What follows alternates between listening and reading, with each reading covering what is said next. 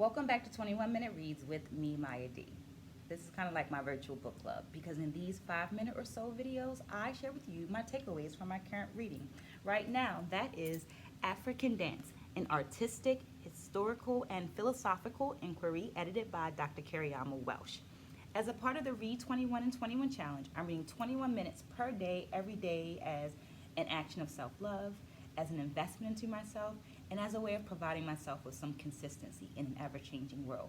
Hoping that you will join me along in this journey by liking this video, subscribing to the channel, and dropping some comments down there in that comment section so there's an actual dialogue.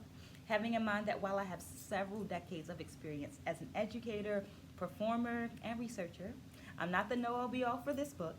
I'm simply providing a space for dialogue. Well, this week I read pages 132 through 178, and here are my 3 takeaways. Takeaway number 1 is jazz.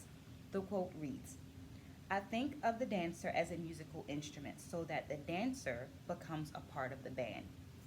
This is a perfect, or I feel, it's a perfect quote that encapsulates Diane McIntyre's approach to choreography, the generation of pieces, and also why those pieces stand out. This quote is taken from Cynthia Timbele West's essay, Diane McIntyre, a 20th Century African American Griot. And it reminds me of another legend who also borrowed from jazz approaches. Rakim, the lyricist, in his phrases, drew inspiration from John Coltrane.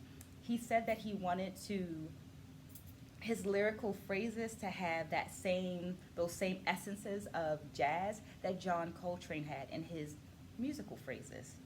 In both cases, I feel like we see this concept of in and with that I like to offer to my students. As an educator, I tell my students, how can you be in conversation with the musicians and the music so that you are adding into the dialogue so that everyone grows and moves forward? So in and with. Takeaway number 2, Ephebism. In the tap dance manifestations of the African aesthetic, we are reminded that, here's the quote, "Although Ephebism means youthful, it does not disregard the elderly." So dancers, end of quote, so dancers well over 50 can demonstrate their maturity and understanding the technique when they come and dance and add phrasings in through solos, through choreographies. At the same time, they're also offering vitality and youthfulness because they are adding something new to our repository of movement. Does that make sense? Hope you followed me with that one. Takeaway number 3, Metro. In the traditional African dance in context essay, Felix Bego discusses the 1970s attempt to categorize all African dances. And as a practitioner and researcher, I found the explanation of how dances move from the agrarian space to the metropolitan cities very helpful.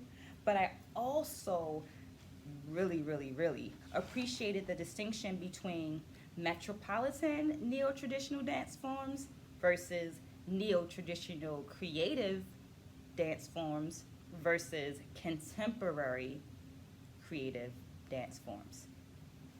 As stated in this essay and in some other readings that we've discussed, there is a educated elite and academic elite that use these distinctions in order to better comprehend knowledge. And as someone that is a practitioner and a researcher and writing grants and so forth, you want to have these clear distinctions that are comprehensible to those people. Yeah, I think it's tricky sometimes trying to describe the thing that doesn't need words and use words to do it. But we've talked about that before. Sheesh. Well, that was all 3 takeaways. Remember to like, subscribe, drop some comments down there in that comment section. Spread a good word, stay blessed, and I'll see you next week.